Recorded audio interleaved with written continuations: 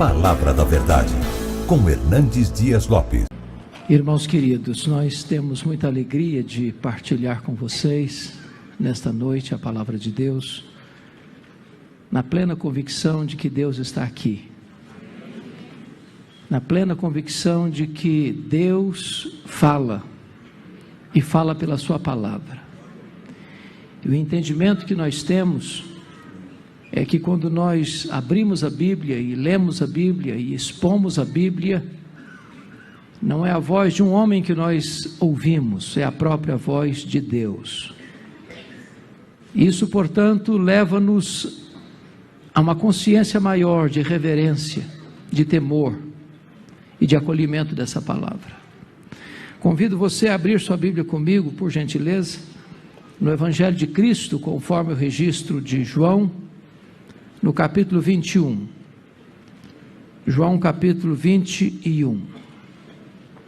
E eu vou ler até o verso 19. E eu peço a você que acompanhe essa leitura, por favor. Está escrito o seguinte: depois disto, tornou Jesus a manifestar-se aos discípulos junto do mar de Tiberíades, e foi assim que ele se manifestou. Estavam juntos Simão Pedro, Tomé chamado Dídimo, Natanael, que era de Caná da Galileia, os filhos de Zebedeu e mais 2 de seus discípulos. Disse-lhe Simão Pedro: vou pescar. Disseram-lhe os outros: também nós vamos contigo. Saíram e entraram no barco, e naquela noite nada apanharam. Mas ao clarear da madrugada estava Jesus na praia. Todavia os discípulos não reconheceram que era ele. Perguntou-lhes Jesus: filhos, tendes aí alguma coisa de comer? Responderam-lhe: não. Então lhes disse: lançai a rede à direita do barco e achareis. Assim fizeram, e já não podiam puxar a rede, tão grande era a quantidade de peixes.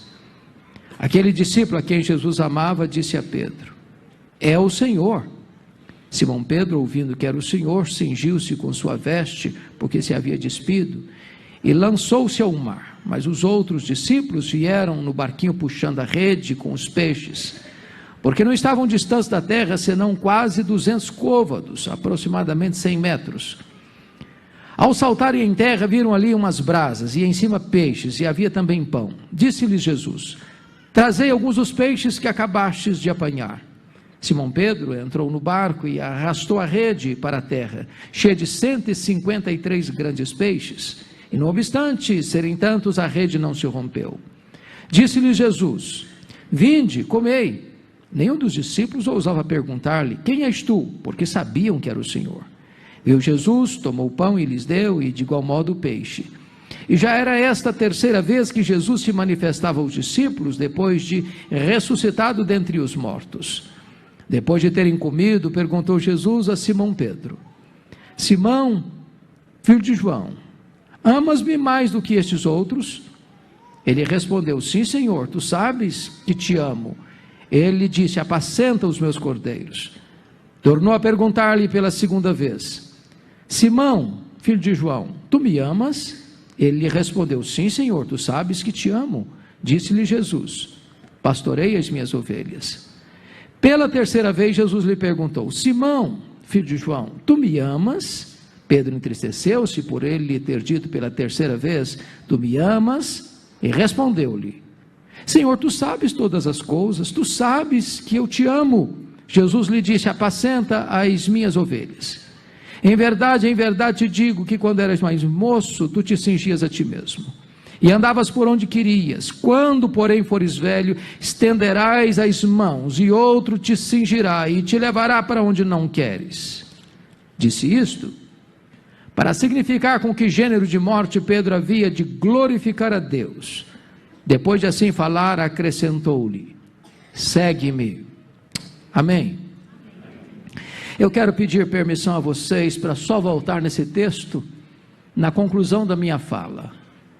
O meu propósito nesta noite é trazer à memória esclarecida de vocês a história deste homem. Este homem que é símbolo da humanidade. Este homem que é extremamente parecido com você e comigo, homem constante, homem de altos e baixos, de avanços e recuos, homem capaz da mais robusta e cristalina profissão de fé: tu és o Cristo, o Filho do Deus vivo, para em seguida deixar-se usar por Satanás e tentar desviar Jesus da cruz. Homem capaz da fé mais audaciosa a ponto de andar sobre as águas, para em seguida capitular-se à incredulidade, naufragar nas ondas revoltas da dúvida. Homem capaz de professar fidelidade inegociável a Cristo num momento, dispondo-se a morrer por Ele, para em seguida negá-lo de forma covarde, e isso por 3 vezes. Quem é este homem? Este homem que nasceu em Betsaida, filho de João, irmão de André, casado, empresário de pesca, morador em Cafarnaum, quartel-general do ministério de Jesus Cristo. Quem é este homem? Que foi levado a Cristo pelo seu irmão André, tornou-se seguidor de Cristo, discípulo de Cristo, apóstolo de Cristo, e o maior deles, e o líder deles, tanto antes da sua queda, como depois da sua restauração. Quem é este homem? Que restaurado por Cristo, abriu a boca e os corações se derretiam, orava pelos enfermos e eles eram curados. Este homem que agora não teme açoites, não teme prisões, não teme a própria morte. Quem é este homem?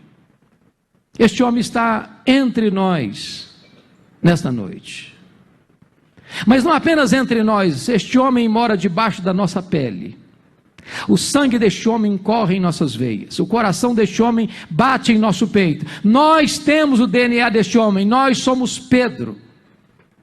E o que Cristo fez na vida dele, Ele pode fazer na sua, na minha, na nossa vida, nesta noite. Eu gostaria que você acompanhasse comigo a história deste homem. Um dos primeiros episódios ocorrido na vida de Pedro acontece lá em Lucas capítulo 5. Diz a Bíblia que Jesus estava às margens do mar da Galileia, como que imprensado pela multidão que queria ouvi-lo. Este lago de águas doces, de 21 quilômetros de comprimento por 14 de largura, encurralado pelas montanhas de Golã do lado oriental, das montanhas da Galileia do lado ocidental, a mais de 220 metros abaixo do nível do mar Mediterrâneo. Diz a Bíblia que a multidão quer ouvir Jesus, e os pescadores, depois de uma noite fracassada, de faina improdutiva, já lavavam as suas redes. Quando Jesus olha para 2 barcos ancorados, um deles é o de Pedro, e propositadamente Jesus entra no barco de Pedro e diz: Pedro, afasta o barco. E Jesus transforma aquele barco num púlpito, a água no veículo da sua voz, e dali ele ensina a grande multidão. Feito isso, Jesus se dirige a Pedro assim: faze-te ao largo e lançai as vossas redes para pescar. Penso que deve ter tido um diálogo entre Pedro e Jesus nesses termos: Senhor, desse negócio aqui entendo eu. Eu sou um pescador profissional, eu conheço cada metro deste lago, aqui é o meu território, aqui é onde eu ganho o meu pão diário, e o senhor bem sabe que é de noite que se pesca, o mar não está para peixe hoje, mas de repente acende-lhe um lampejo de fé na alma, e ele diz: mais sob a tua palavra eu lançarei as redes. E quando ele lança as redes, um cardume começa a pular naquelas redes, as redes começam a se romper, aquele barco não consegue reter o produto daquela pesca milagrosa, o outro barco precisa vir, e ainda assim quase que ambos vão a pique. E quando Pedro percebe que não está apenas diante de um dia de sorte, mas diante de um milagre extraordinário, ele larga para lá o barco, ele larga para lá as redes, ele larga para lá os peixes, ele vai na direção de Jesus, ele se prostra aos pés de Jesus e diz: Senhor, eu não sou digno de estar na tua presença, arreda, afasta-te de mim, porque eu sou um pecador. E Jesus olhou para ele e disse: não temas, porque a partir de hoje eu farei de ti um pescador de homens.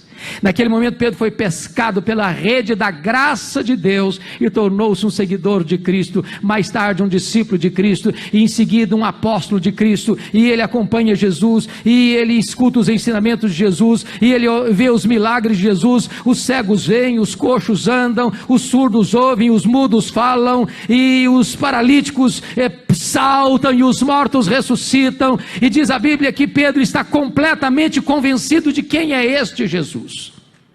quando Mateus 16 diz que quando Jesus estava lá no extremo norte de Israel, lá nas fraldas do Monte Hermon, lá na divisa com o Líbano, lá em Bânias, lá em Cesareia de Filipe, Jesus faz uma espécie de enquete com seus discípulos assim: que dizem os homens ser o filho do homem? Em outras palavras, o que o povo comenta a meu respeito? E os discípulos responderam: Senhor, uns pensam que tu és João Batista, outros pensam que tu és Elias, outros pensam que tu és Jeremias, outros pensam que tu és alguns dos profetas. Em outras palavras, Senhor, o povo não sabe nada a teu respeito. O povo está rendido à mais profunda confusão. Talvez hoje ainda é assim.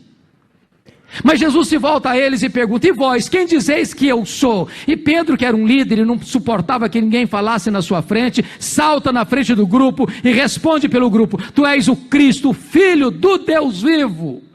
Talvez até aguardando um elogio de Jesus.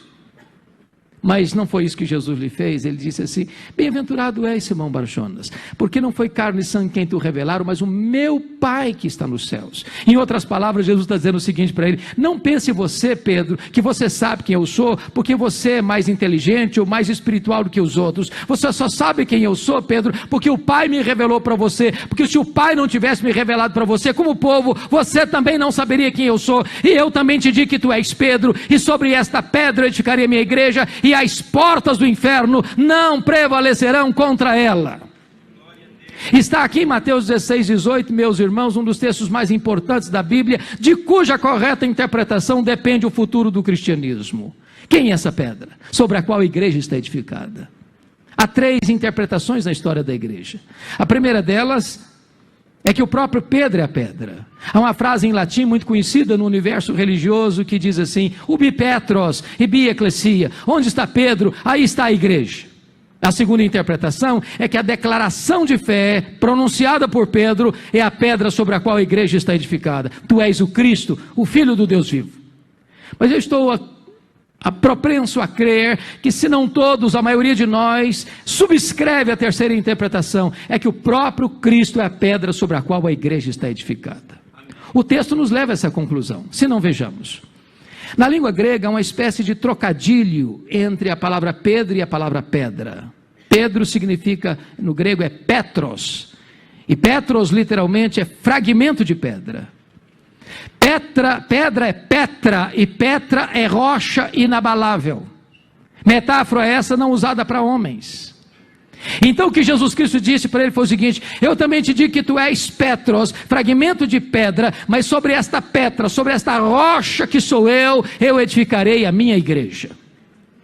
Se isso não bastasse, o pronome demonstrativo deixa isso mais claro. Qualquer pessoa que tem uma pequena noção da língua portuguesa, ou do grego, ou do inglês, sabe a diferença entre esta e essa. Por exemplo, eu estou com a minha Bíblia na mão, eu digo esta Bíblia. Mas se eu coloco a minha Bíblia no púlpito e me afasto, eu digo essa Bíblia. Se Jesus tivesse a intenção de dizer que Pedro era pedra, ele teria dito: eu também te digo que tu és Petros, e sobre essa pedra eu edificarei minha igreja. Mas não foi o que ele disse. Ele disse: eu também te digo que tu és Petros, mas sobre esta pedra eu edificarei a minha igreja.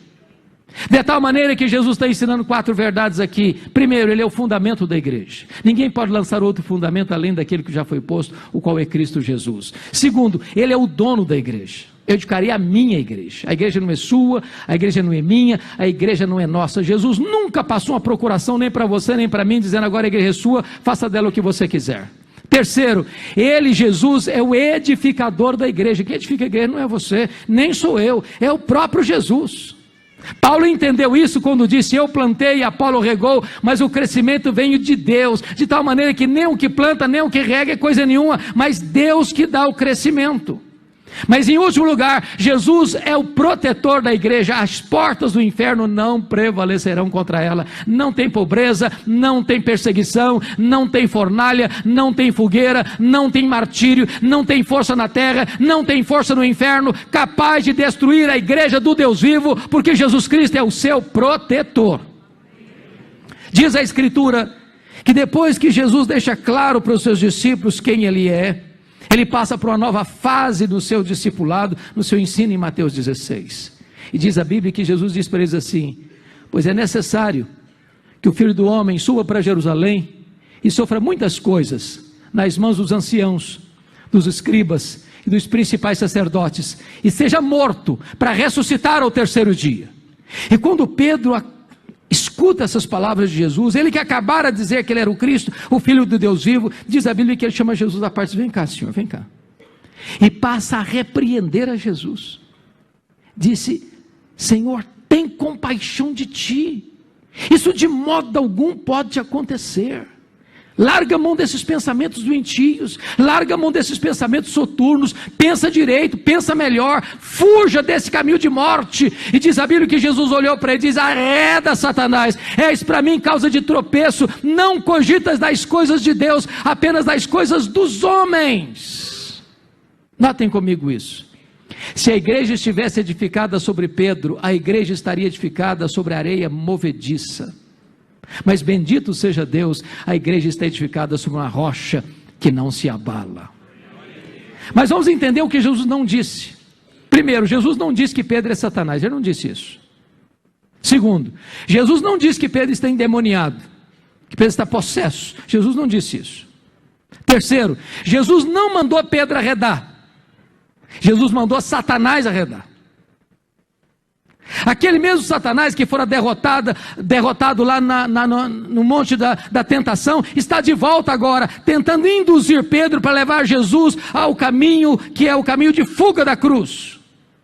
Porque se não discernirmos isso, a gente diz: arreda Pedro, aí o Satanás fica.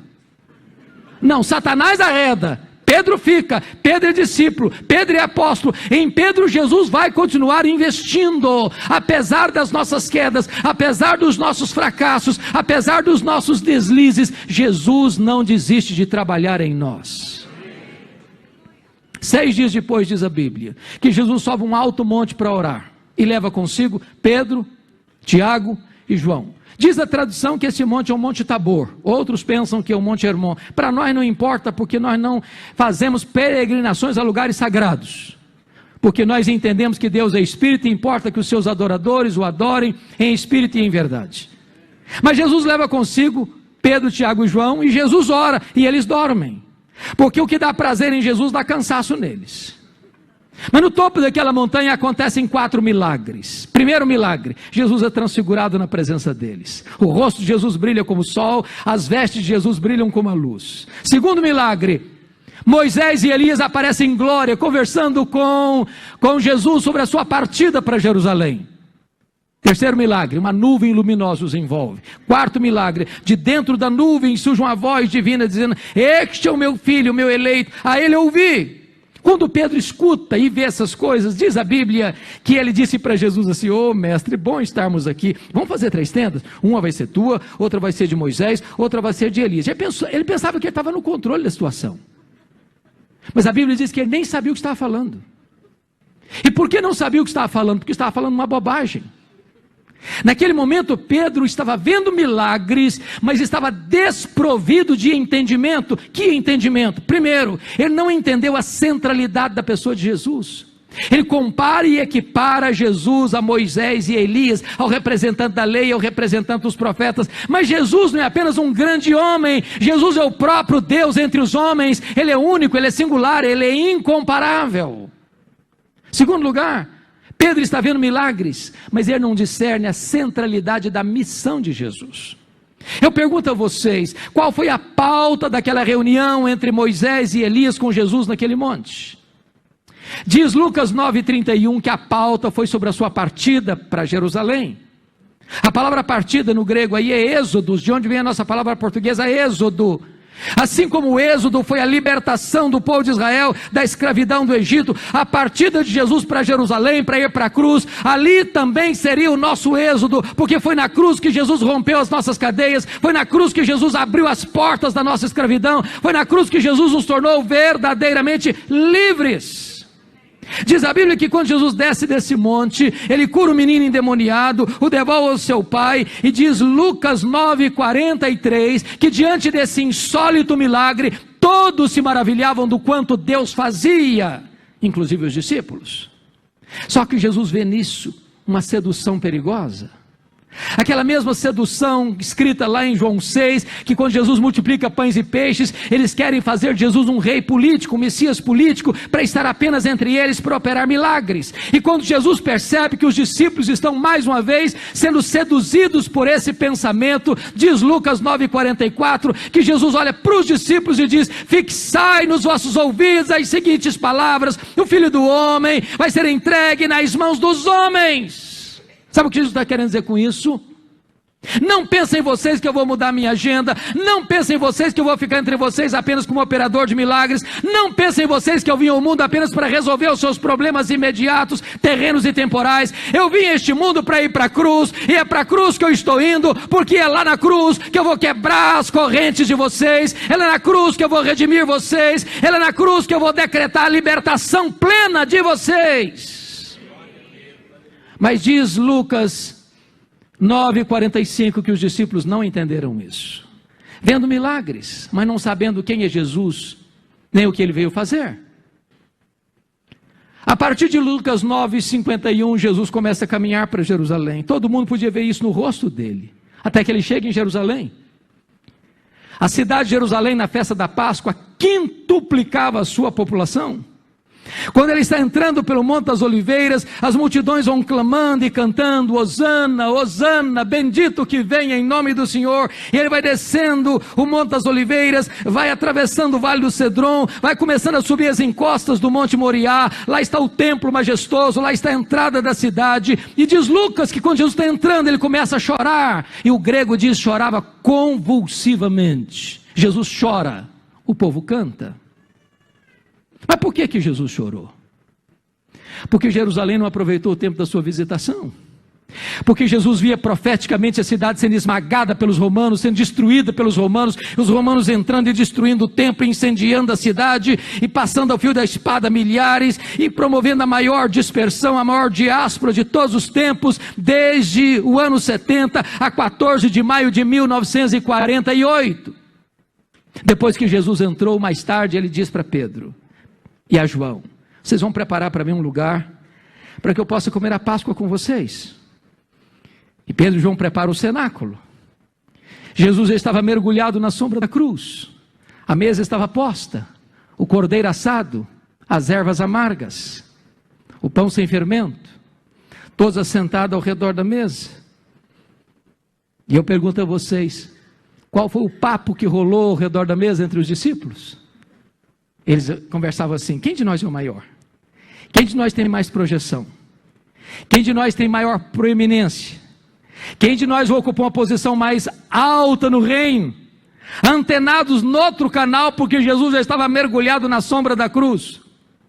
E quando Jesus percebe que eles estão desligados do sentimento daquele encontro, Jesus se levanta da mesa, os choca não com palavras, mas com atitudes, cingindo-se com a toalha, pegando uma bacia e começando a lavar os pés dos discípulos. Até que chegou em Pedro. Eu acho que o Pedro arregalou os olhos e perguntou assim: tu me lavarás os pés a mim? E Jesus olha para ele e disse: o que eu faço agora, tu não entendes, entendê-lo-ás depois. Aí o Pedro radicalizou. Diz: não, nunca me lavarás os pés, a mim não. Eu não permitirei que tu te humilhes a esse ponto. Eu não permitirei que tu te tornes um escravo. Os meus pés nunca lavarás. Aí Jesus olha para ele e diz: se eu não te lavar os pés, tu não tens parte comigo, Pedro. Aí o Pedro, que era 8,80, diz: então o senhor pode lavar os pés, o senhor pode lavar as mãos, o senhor pode lavar a cabeça, o senhor pode até me dar um banho completo. Aí Jesus: não, Pedro, agora você que não está entendendo, você já está limpo, todos vocês estão limpos, exceto um, só precisa lavar os pés. O que Jesus quis dizer com isso? Pedro, você já passou pelo lavar regenerador do Espírito Santo. Isso acontece uma única vez na vida e nunca mais precisa se repetir. Mas aqueles que já foram regenerados precisam constantemente serem lavados pelo lavar purificador da santificação. Ali Jesus fala para eles do céu, da casa do Pai, da segunda vinda, do derramamento do Espírito Santo. Ali Jesus ora por eles, ali Jesus institui a ceia, ali Jesus canta um hino, e dali Jesus desce do Monte Sião, do cenáculo, rumo à prensa de azeite, ao jardim do Getsêmane, nas fraldas do Monte das Oliveiras. Quando eles estão descendo, Jesus diz assim para eles: nesta noite, todos vós vos escandalizareis comigo. Como está escrito, ferirei o pastor e as ovelhas ficarão dispersas. Aí Jesus se encosta em Pedro, diz: Pedro, Satanás os requereu para peneirares como trigo, mas eu orei por ti para que a tua fé não desfaleça. Quando te voltares para mim, fortalece os teus irmãos. Eu acho que Pedro dá uma raspada na garganta e diz: ah, Senhor, eu acho que o Senhor não me conhece muito bem. Eu sei o que está acontecendo, eu sei que o clima está pesado. Eu sei que nos bastidores eclesiásticos aí se trama a tua prisão e a tua morte. Eu sei que a coisa vai pegar, e eu acho até que os meus colegas, os meus pares aqui não vão aguentar. Na hora que a coisa pegar mesmo, eles vão fugir. Mas deixa eu dizer uma coisa para o senhor: eu sou um cara batuta. A corda não rói do meu lado não. Pode ter certeza disso. Eu estou pronto a ir contigo para a prisão e para a morte. Por ti darei a minha vida. Aí Jesus olha para ele e diz: e em verdade te digo, Pedro, que nesta mesma noite, antes que o galo cante, tu me negarás 3 vezes. Eu acho que o Pedro se calou. Silencioso, caminharam para o Getsemane. Atravessaram o vale do Cedron, mergulharam nas fraldas do Monte das Oliveiras. Diz a Bíblia que Jesus deixa 8 dos seus discípulos para trás, pega Pedro, Tiago e João e diz: vocês vêm comigo. Quando Jesus ficou sozinho com eles, Jesus abriu o coração para eles e disse: a minha alma está profundamente triste até a morte. Ficai comigo, vigiai comigo. E diz a Bíblia que Jesus avança sozinho para o interior do jardim. O Rei da Glória, o Criador do Universo, o Rei dos Reis, se prostra com o rosto no chão. E diz Hebreus 5:7 que ele oferece forte clamor e lágrimas àquele que podia livrá-lo da morte. E ele ora, e ele chora, e ele ora, e ele chora, e ele molha o chão com as suas lágrimas, e ele clama aos céus e diz: Pai, se possível, passe de mim este cálice sem que eu beba, mas se não, seja feita a tua vontade. A grande pergunta é: que cálice era esse? Será que era certeza que os seus discípulos o abandonariam naquela noite? Será que era certeza que ele seria preso de forma humilhante naquela noite, porque chegara a hora das trevas?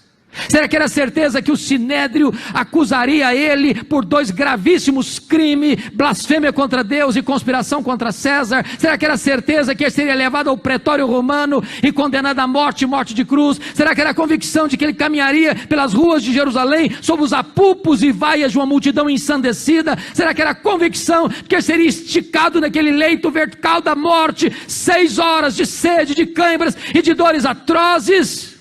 E a resposta é 1000 vezes não. O que era este cálice? Este cálice era a santa ira de Deus, que devia cair sobre a sua cabeça, sobre a minha cabeça. Este cálice era o juízo de Deus sobre o pecado. Este cálice era a consciência de que, sendo ele o amado do Pai, gritaria daquela cruz: Deus meu, por que me desamparaste? Este cálice era a consciência de que Deus lançaria sobre ele a iniquidade de todos nós, que ele seria traspassado pelas nossas iniquidades e agradaria ao Pai moê-lo naquela cruz. Quando ele se levanta da oração, vai para os discípulos, eles estão dormindo. E Jesus não acorda os 3, não, só acorda Pedro. Diz: Pedro, nem uma hora pudeste vigiar comigo? Vigiai e orai para que não entreis em tentação. O espírito está pronto, mas a carne é fraca. E Jesus volta a segunda vez e prostra com o rosto no chão e ora e chora e ora e chora e ora e chora e rega o chão com as suas lágrimas. Diz a Bíblia em Lucas que vem um anjo do céu e o consola. Quando ele volta para os discípulos, eles ainda estão dormindo. Diz a Escritura que Jesus volta a 3ª vez. Agora a luta é mais intensa, agora a batalha é mais renhida. É aqui, irmãos, que Jesus trava uma luta de sangrento suor pela nossa alma. É aqui que o inferno reúne toda a sua corja e joga em cima de Jesus todo o bafo de Satanás. É aqui que Jesus está angustiado, em outro lugar não. É aqui que ele trava a batalha. Se você perceber, quando Jesus se levanta desse 3º momento de oração, não tem mais angústia nele. Quando as pessoas vêm prendê-lo, armados até os dentes, ele quem se apresenta: a quem buscais? A Jesus, o Nazareno. Pois sou eu. Caíram por terra. A partir daqui, ele é levado ao sinédrio judaico, é cuspido e esbordoado, está firme como uma rocha. A partir daqui, ele é levado ao pretório romano, e surrado e condenado, e caminha para a cruz como um rei, caminha para a coroação. A partir daqui, ele caminha pelas ruas de Jerusalém, as mulheres choram, e ele pergunta: mas por que vocês estão chorando por mim? Chorai por vós mesmas e por vossos filhos. A partir daqui, ele é pregado naquela cruz, e transforma aquele patíbulo de dor num palco para a glória de Deus, e num instrumento para a nossa salvação. Quando ele se levanta os seus joelhos, os discípulos ainda estão dormindo. Aí dá uma balançada em todo mundo, diz: ainda dormis e repousais, acordai, vamos-nos, o inimigo se aproxima. Quando Pedro abre os olhos, atabalhoadamente, a multidão está chegando, ele saca da sua espada, corta a orelha do mal, que Jesus: guarda essa espada, Pedro, se eu precisasse de ajuda, eu rogaria ao Pai, ele me mandaria mais de 12 legiões de anjos. Quantos são 12 legiões de anjos? 72 mil anjos. Naquela noite Jesus foi preso, não porque sucumbiu ao poder de Roma, não porque foi uma vítima indefesa da orquestração do sinédrio. Ele foi preso porque aquela era a hora das trevas, e para esta hora ele havia vindo ao mundo. Ele é preso e os discípulos dispersam, inclusive Pedro. Não tem coragem, se acovarda, vai seguindo de longe. Acompanhado de João, que era aparentado do sacerdote, ele consegue ir lá, bem perto, entra no pátio da casa do sumo sacerdote, tem um braseiro, uma fogueira, ele fica bem perto, a noite está fria, quer se aquecer. Quando passa uma criada, olha para ele e diz assim: tu também estavas com ele. E diz Mateus 26:70 que Pedro negou Jesus diante de todos, dizendo assim: eu não sei o que dizes. Aí ele sai do pátio, vai para o alpendre, repassa outra criada e comenta com as pessoas assim: aquele lá estava com ele. E diz Mateus 26:72 que Pedro agora nega com juramento, dizendo: eu não conheço esse homem. Daqui a pouco chegam alguns homens, talvez daqueles que prenderam Jesus, chegam bem perto de Pedro, olham para ele e dizem: sim, você estava com ele, esse modo galileu seu, esse sotaque nortista seu é indisfarçável, você é discípulo dele mesmo. E diz a Bíblia em Mateus 26:74 que agora Pedro começa a blasfemar, começa a falar impropério e negar a terceira vez, dizendo: não, eu não sei quem é este homem, eu não conheço esse homem, eu juro que eu não conheço esse homem, e começa a falar impropérios e palavrões.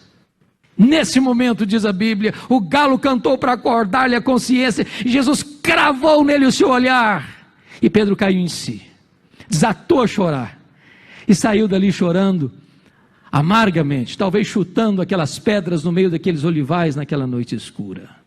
Naquela noite Jesus foi cuspido e esbordoado no sinédrio, Pedro não estava lá. Sexta de manhã, o sinédrio se reúne para tentar dar legalidade à reunião ilegal da noite anterior e costurar contra Jesus duas graves acusações, e Pedro não está lá. De manhã Jesus é levado ao governador Pilatos, e Pilatos, contra a sua consciência, condena Jesus à morte, morte e cruz, e Pedro não está lá. Jesus sai carregando aquela cruz pelas ruas de Jerusalém. É outro Simão que precisa ajudar Jesus, porque Pedro não está lá. 9 horas da manhã, Jesus é pregado naquele leito vertical da morte, e Pedro não está lá. 6 horas de cãibra, de sede, de dores, e Pedro não está lá. 3 horas da tarde, Jesus entrega o seu espírito ao Pai e morre, Pedro não está lá, nem para lhe dar um sepultamento digno. Jesus é sepultado, e Pedro não está lá. Passa o sábado, o silêncio da morte, e Pedro está trancado com medo dos judeus. Domingo de manhã, bem de madrugada, não é Pedro, são as mulheres que vão ao sepulcro. Quando chegam lá, uma surpresa, a pedra foi rolada, o túmulo está aberto, e elas entram dentro do túmulo, ele está vazio. Quando elas estão saindo, um anjo assentado em cima da pedra pergunta para elas: o que é que vocês vieram fazer aqui? Procurar entre os mortos aquele que está vivo. Ele não está mais aqui não, ele ressuscitou. E tem um recado aqui: ide dizer aos seus discípulos e a Pedro que ele irá diante de vós para Galiléia, lá o vereis, como ele vos disse. Ué, mas por que o nome de Pedro? Ele não era discípulo? É porque a essas alturas Jesus sabia que Pedro não se sentia mais discípulo. Pedro, Petros, fragmento de pedra, coisa nenhuma, é pó, apenas pó. Negou seu nome, negou sua fé, negou seu apostolado, negou o seu Senhor. Pedro desistiu de Jesus, mas Jesus não desistiu de Pedro. Jesus não desiste de você. Ele não abre mão da sua vida. Ele não abdica do direito que ele tem de ter você para ele. Agora eu imagino como é que foi essa jornada de Jerusalém para Galiléia, a pé, mais de 100 quilômetros.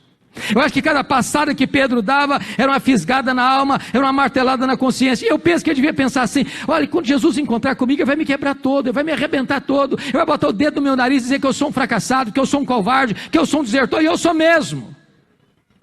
Quando ele chega na Galiléia, Jesus não está lá. Jesus não está lá. E aqui uma nota de rodapé: nós devíamos orar mais pelos líderes, e nós temos aqui muitos líderes. Sabem por quê, irmãos? Não tem líder neutro. Liderança é influência. Um líder é uma bênção ou é uma maldição. Pedro era um líder, porque Pedro era um líder e disse: eu vou pescar.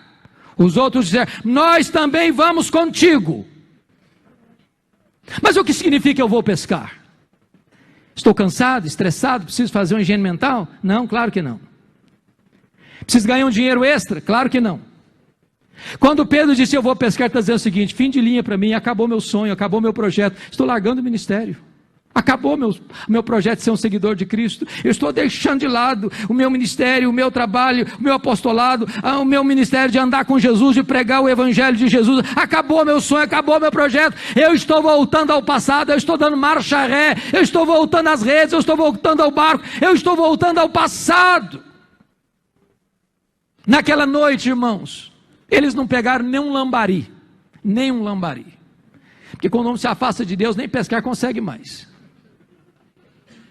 O dia já está quase amanhecendo, eles já estão voltando a 100 metros da praia, as redes vazias e limpas, sem nada. Quando um personagem que eles não sabem quem é, só se vê uma silhueta, está andando lá na praia, 100 metros, eles estão chegando.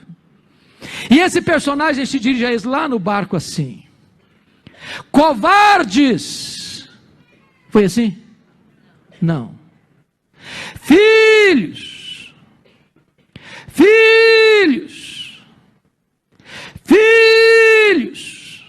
para um bando de covardes, para um bando de desertores, para um bando de fracassados. Filhos.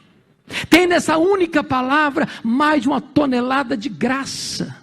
Apesar dos nossos fracassos, apesar dos nossos delizes, apesar das nossas quedas, apesar da nossa negação, Ele ainda nos chama de filhos.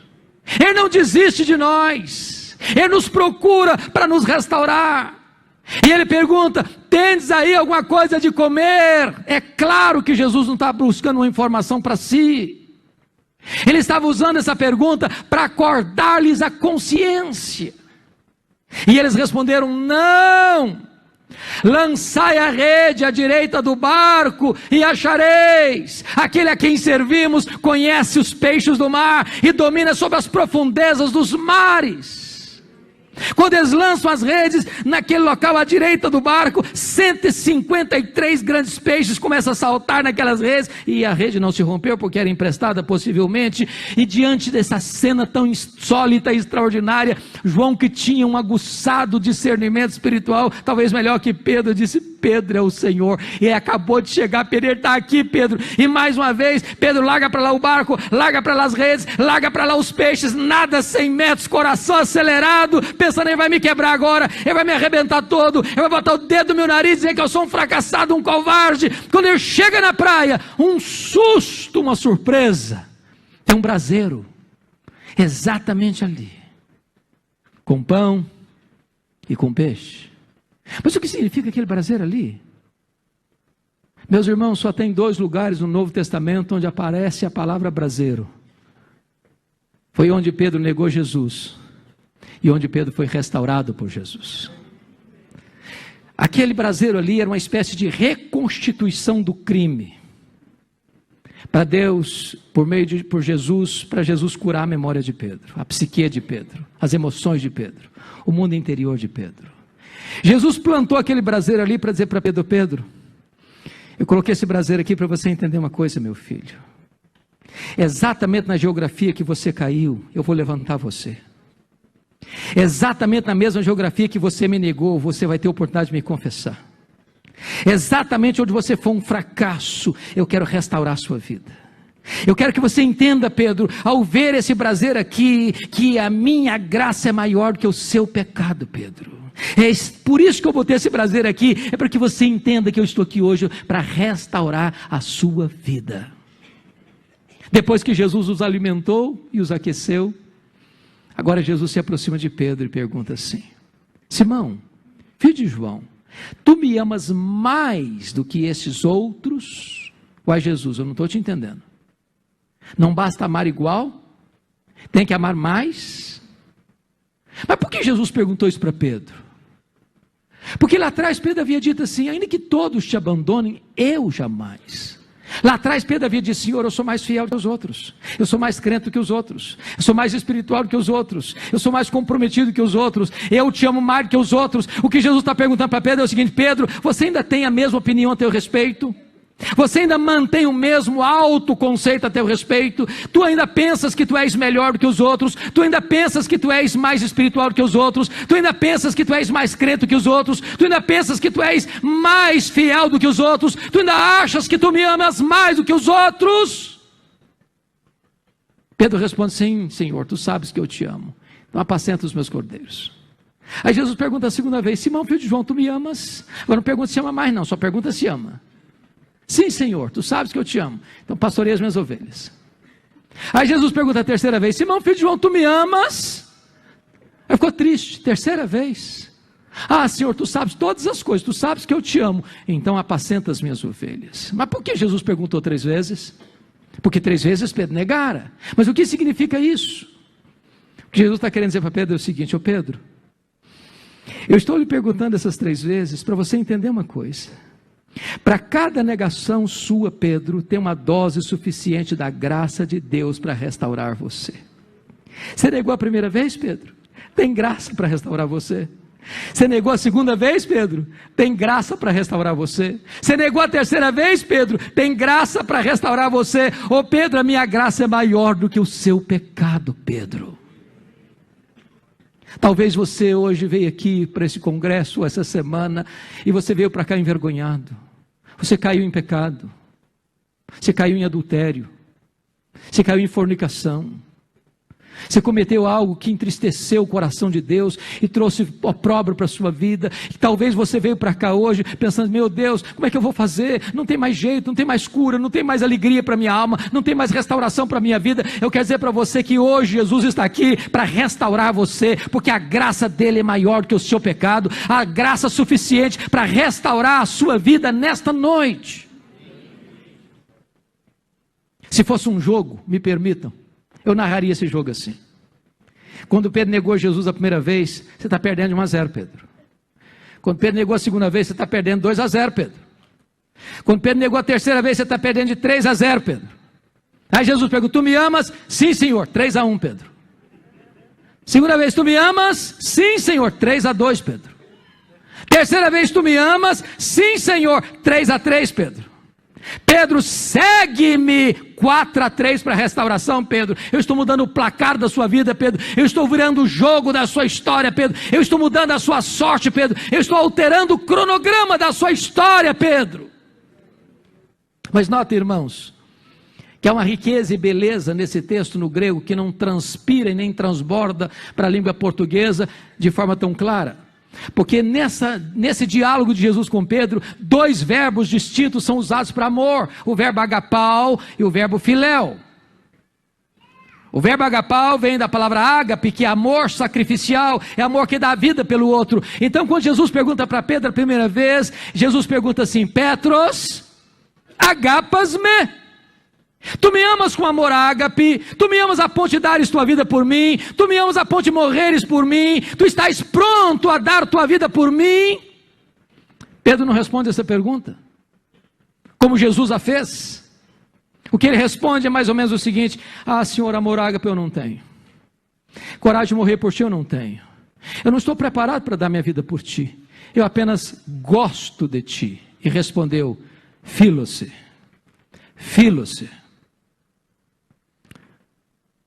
Jesus faz a segunda pergunta do mesmo jeito: Petros, agapas-me.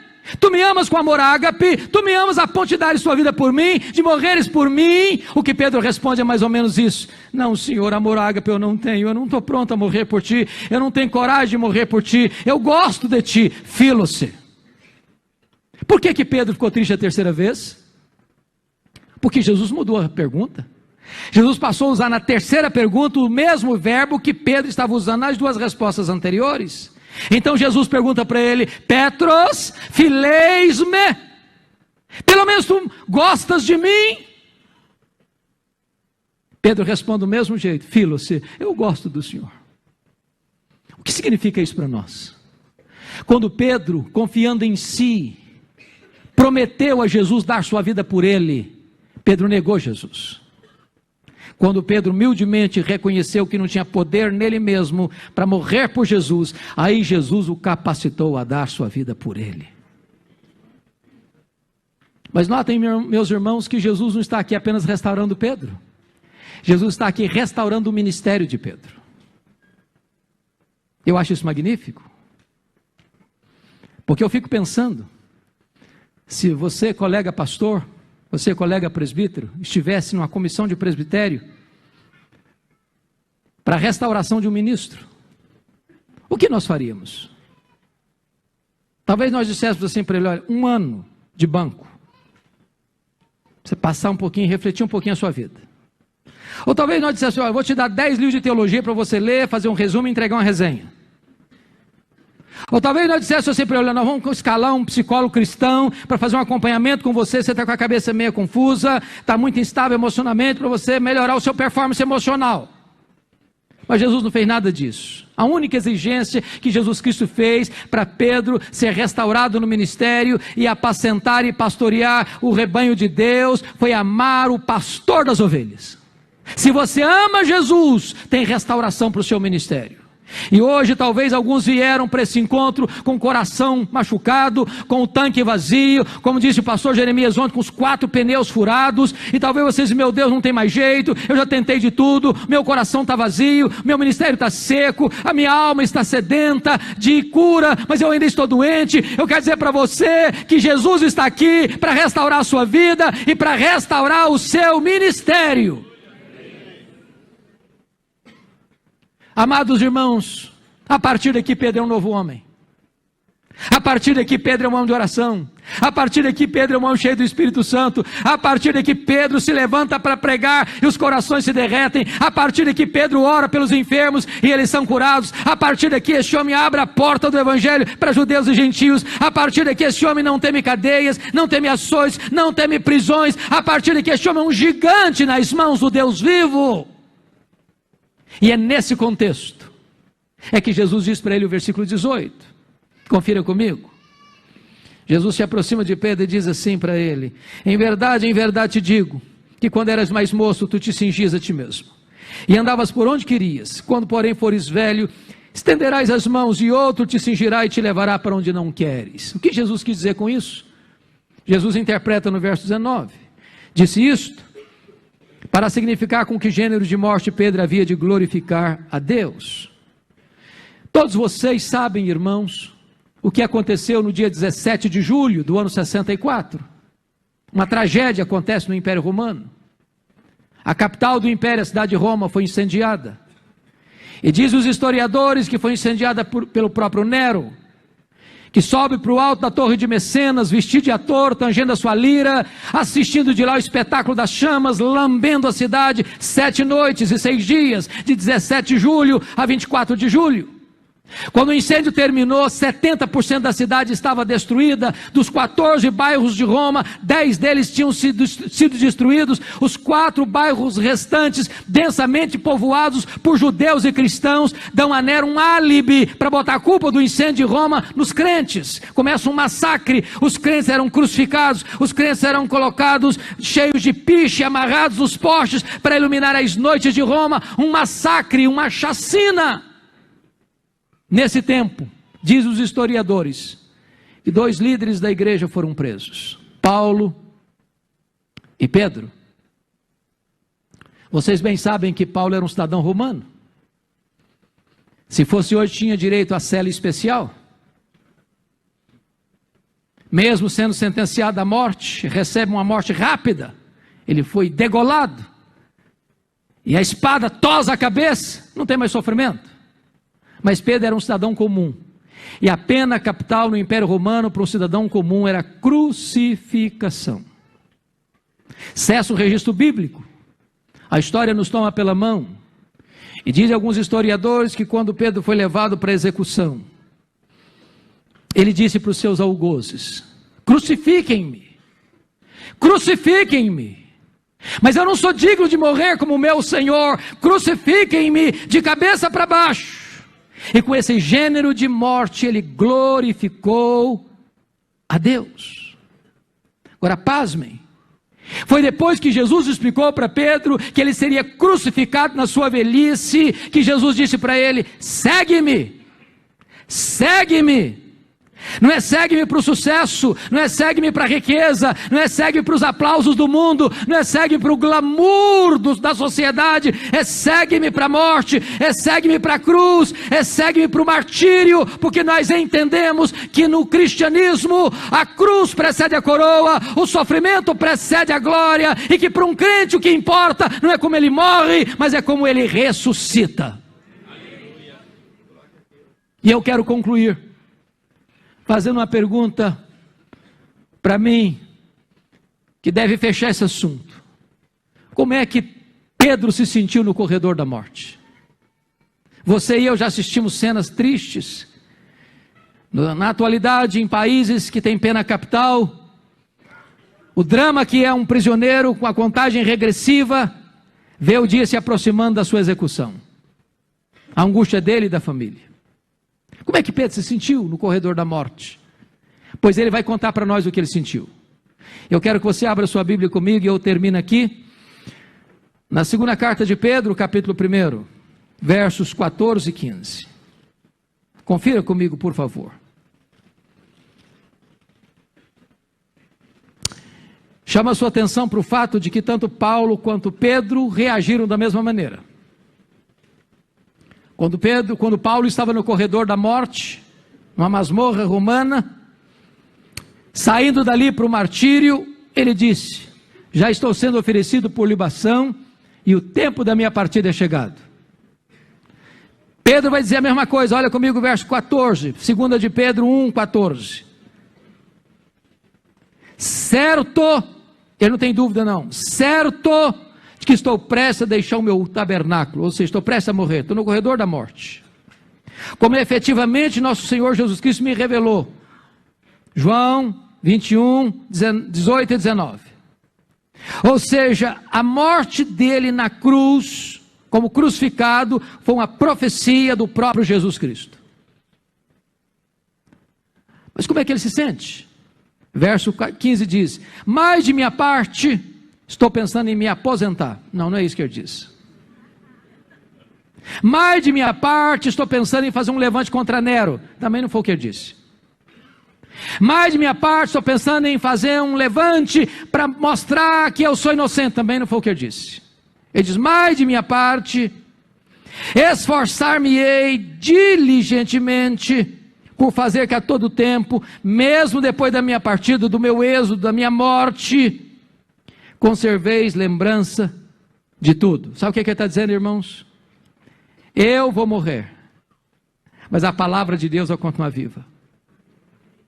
Eu vou morrer, mas o meu ministério não vai acabar.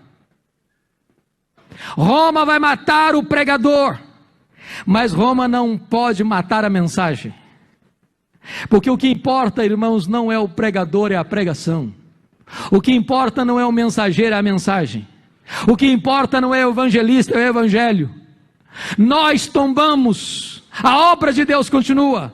Nós morremos, a palavra de Deus continua viva e eterna e poderosa. Nem fogueira, nem fornalha, nem críticos, nem o ácido do inferno pode destruir a eterna palavra de Deus. Ela continuará operando, ela continuará ecoando, ela continuará realizando a sua obra. Se nós tombarmos, a obra de Deus prossegue. Esta palavra é viva, esta palavra é atual, esta palavra é eterna, esta palavra é invencível. Louvado seja o Senhor. Quando Ashbel Green Simonton estava morrendo em São Paulo, a sua irmã, debruçada sobre o seu leito, perguntou: meu irmão, o que acontecerá com a sua morte? O que vai acontecer com a igreja? E ele respondeu para ela: Deus levantará, minha irmã, outras pessoas para darem sequência a essa obra, e você e eu estamos aqui para darmos sequência a essa obra, porque o pregador morre, a palavra continua, o evangelista morre, a mensagem continua, e nós cremos nessa palavra viva. Por isso estamos aqui, e é hora de nós fazermos diferença neste mundo, anunciando esta palavra viva do Deus vivo, esta palavra que nos prepara para a vida, esta palavra que nos prepara para a morte, esta palavra que nos prepara para a eternidade. Eu quero orar com você. Se você é um Pedro e você está aqui, se você veio para cá e precisa de cura, de restauração, porque você caiu, você fracassou num dado momento da sua vida, Deus está aqui, Jesus está aqui para restaurar a sua vida, para revestir você de poder, para que as melhores coisas que você já viveu até hoje sejam medidas mínimas do que Deus vai fazer na sua vida e através da sua vida daqui para frente. Se você pensou em desistir, Jesus está aqui para dar uma nova chance para você, uma nova oportunidade para você. Se você se sente envergonhado de você mesmo, Jesus está aqui para dizer: filho, filha, vamos começar de novo. Eu quero dar uma nova chance para você.